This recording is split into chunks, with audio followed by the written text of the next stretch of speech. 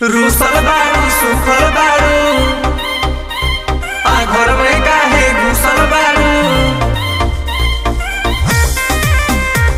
दुलरुआ देवर से दुलरुआ देवर से रंग डलवा ना दुलरुआ देवर से। होली में हो चोली तोहर फीका पड़ल बा, नजर हमर भौजी हो तोहरे पगड़ल बा। का हो भौजी बड़ा उदास लगत ए भौजी हो। होली में हो चोली तोहर फीका पड़ल बा, नजर हमर भौजी हो तोहरे पगड़ल बा। चिंता में पड़ल बारू काहे दोपहर से। होली में भैया ना अइले शहर से, रंग डालवा ना दुलरुआ देवर से।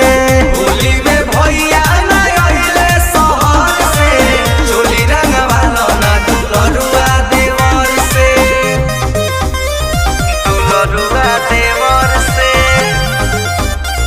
दुलरुआ देवर से। Music by Arya Sharma.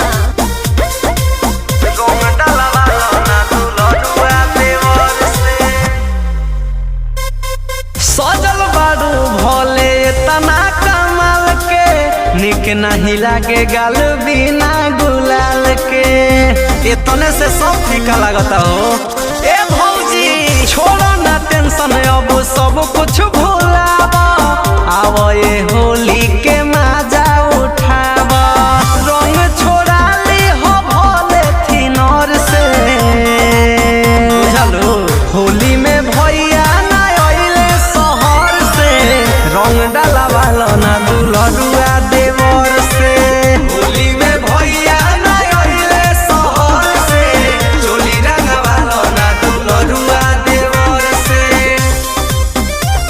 दुलरुआ देवर से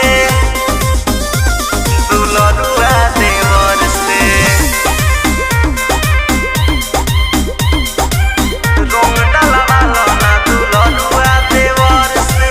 फागुन में भौजी हो जानी तारा सावा, बानी कुंवारे कर फायदा उठावा। एक बार हमरो के मौका दे दा ए हो। अनिल रजिया रोहित राजा, होली के तोह से उठावल चाहे मैं।